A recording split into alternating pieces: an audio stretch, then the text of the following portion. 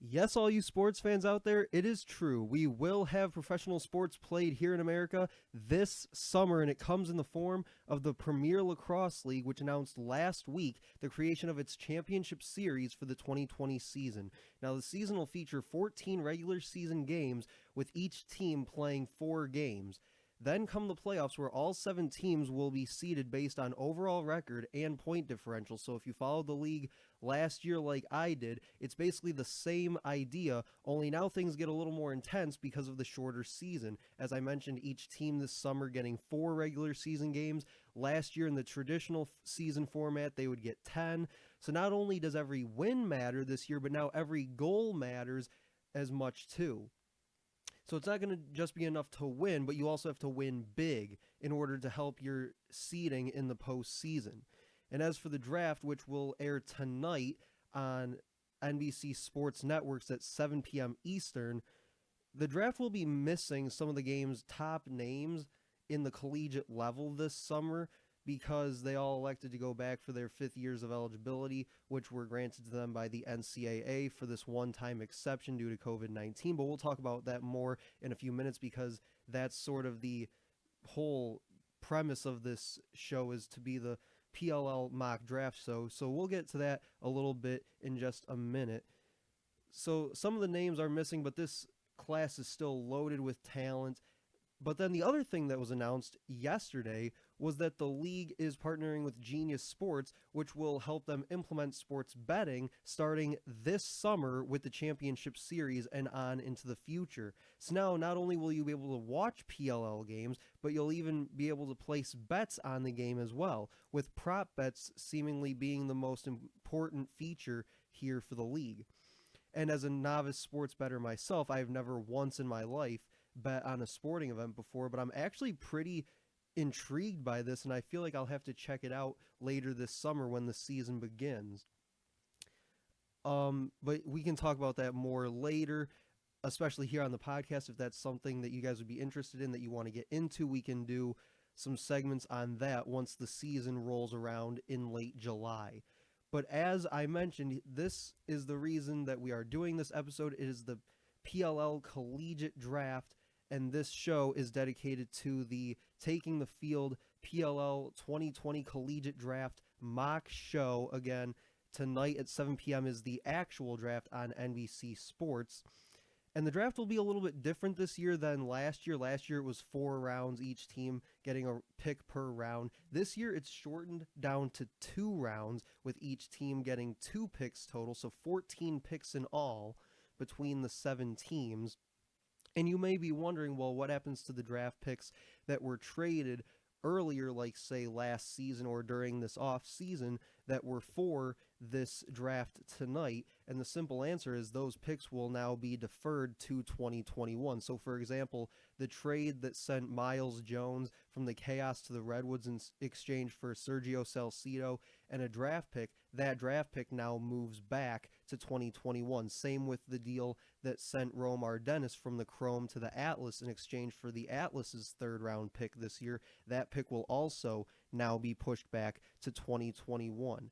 And as I mentioned, some of the game's top players from this past collegiate season will not be participating in this year's draft, such as T.D. Erlin, Mac O'Keefe, Dox Aitken, J.T. Giles Harris, Michael Sowers, and Jared Bernhardt, all electing to go back for their 5th years of eligibility, and all but Aitken has reportedly gone back to finish their college lacrosse careers. Aitken will be the exception. He is looking to transfer from Virginia to Villanova to play 1 year of eligibility in football. But still, as I said, this draft is still loaded with lots of talent, especially in this first round. And this is where we will get into the Taking the Field 2020 PLL mock draft. And with that, the Archers are on the clock first, and they'll select Grant Ament, the attackman out of Penn State. So Ament can really be the quarterback of this offense like he was at Penn State, allowing Marcus Holman and Will Manny to play out on the wings, with Tom Schreiber and Dominique Alexander dodging off that 2-man game from up top. With the second pick, the Atlas select Bryan Costabile, the midfielder out of Notre Dame. So Costabile is just a flat-out shooter. Paul Carcaterra has compared him to current Atlas offensive mid Connor Busick. He would be able to shoot off a dodge or seemingly benefit from open looks off the two-man game from Paul Rabel and Joel Tinney. The Atlas offensive mid unit would then feature Rabel, Tinney, Busick, John Crawley, Romar Dennis, who they got in the trade, and Costabile, working with an attack unit that has Rob Pennell, Eric Law, and Ryan Brown.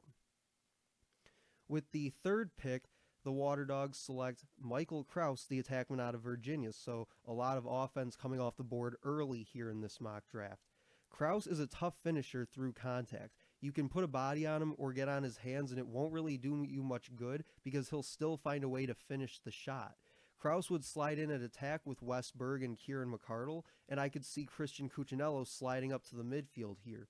Cuccinello would then join an offensive mid group of Ben McIntosh, Connor Kelly, and Drew Snyder.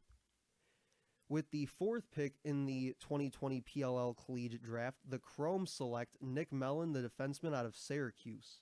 So Mellen is Carcaterra's top defenseman in the draft, and he has quick feet but an equally quick stick when playing on the ball. His pokes and slaps are very well timed and well placed, and there's not really a lot of extra body movement with Mellen. The Chrome struggled really on defense in 2019, and they lost 2019 draft pick Chris Sabia to the Waterdogs. So I think that Nick Mellen would really help out the defense in front of either John Galloway or Brett Queener this summer. With the fifth pick, the Chaos select Andrew Pettit, the attackman out of Lehigh. So Pettit's really more of a depth pick here for the Chaos offense that lost Miles Jones to the Redwoods. And in return, they were able to get Sergio Salcido, who I think can provide the Chaos with a dodging midfielder from up top.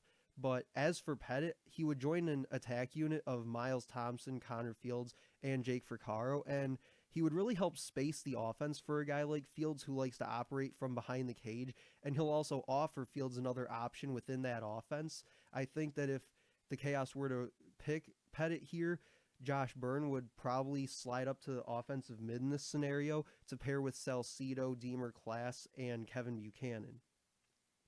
With the sixth pick in the first round, the Redwoods select Peyton Smith out of Marist, the faceoff specialist. So I've seen a couple mock drafts with the Redwoods taking a defenseman here, such as Mellen or Mark Evanchick, who we'll talk about later. But I think that really they're set on defense with Eddie Glazner, Garrett Epple, Matt Landis, Larkin Kemp, and John Sexton all already on the roster. I think that with Greg Gorenlian retiring, the biggest hole that this team really has right now is at faceoff, where they return only Jerry Raganese from the Redwoods, who the Redwoods acquired mid-season in 2019 from the Archers. And the Woods also selected a faceoff specialist in the entry draft, but I think that Smith would really give them a clear-cut number one faceoff specialist from day one, where you would essentially be replacing one of the best faceoff specialists in the game in Gorenlian with one of the best young players available at that position in Peyton Smith. And then with the last pick in the seventh pick in the first round, the Whipsnakes select Matt Gaudet, the attackman out of Yale. So after the Whipsnakes won the championship in 2019, Jim Stagnito left every one of his attackmen unprotected in the expansion draft except for MVP Matt Rambo. Rambo returns to the Whips along with teammate Dylan Maltz at attack. Gaudet would help them round out this unit while benefiting from playing in the same offense as Rambo, who will pretty much demand the attention of opposing defenses. So when defenses are forced to slide to Rambo as he moves above GLE from X, that's really where Gaudet's going to make his money in this league. So that does it for the first round, 7 picks in. With the first pick in the second round and 8th overall, the Waterdogs select Matt Deluca, the goalie out of Delaware. After beefing up their offense in the first round, the Waterdogs will get another backup goalie option in the second round here for Charlie Cipriano, their presumed starter, after they sign Tate Boyce out of Providence. It'll basically be a battle for the number 2 spot between Deluca and Boyce to back up Cipriano. With the second pick in the second round, the Chrome select Miles Silva, the attackman out of Army. The Chrome addressed their defense in the first round by getting Mellen. Now they'll go attack here with Miles Silva to go with Jordan Wolf and Justin Gutterding. With the third pick in the second round and 10th overall, the Atlas select Mark Evanchick, the defenseman out of Penn. The Atlas couldn't really pass on taking an offensive weapon like Costabile in the first round, so now they'll look to address their defense. The Atlas lost Noah Richard to the Waterdogs, but replaced him with Craig Schick.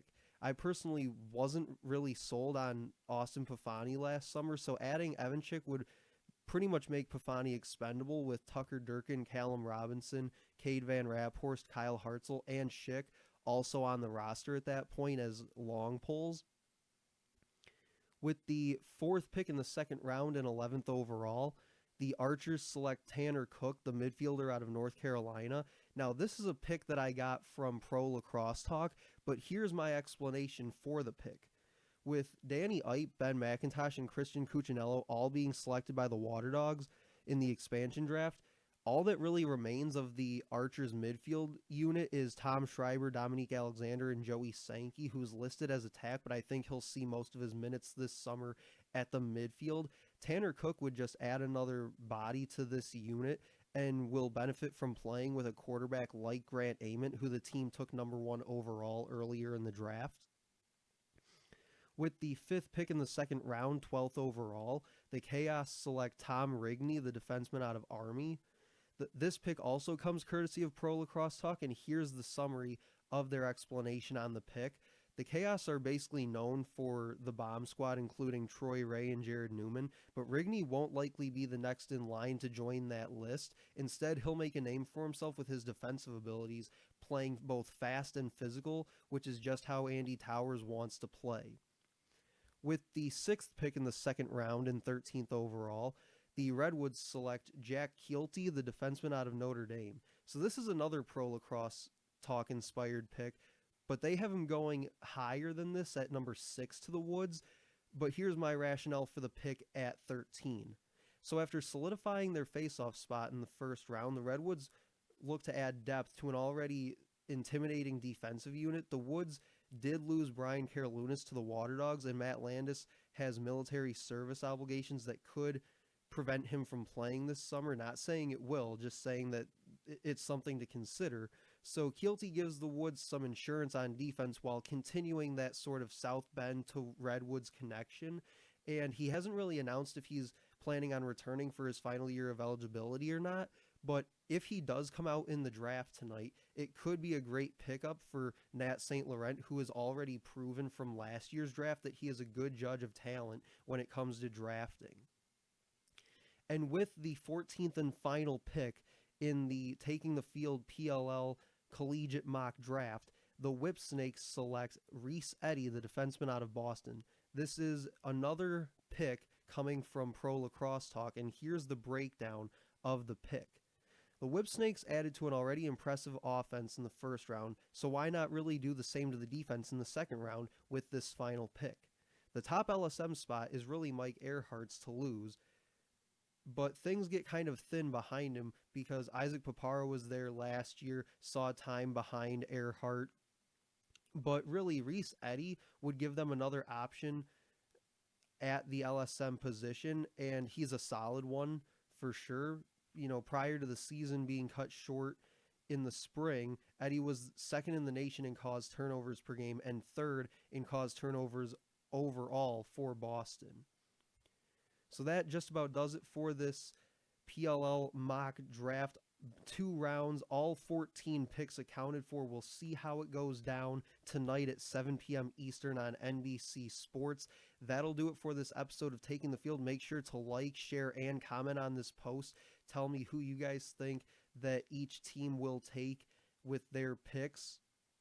And check back in tomorrow as we'll have a follow-up episode to this one, kind of recapping the collegiate draft and kind of taking a look back at the off-season for the PLL while also getting ready for the start of this championship series in July. But that'll do it for this episode. Don't forget to check back in tomorrow.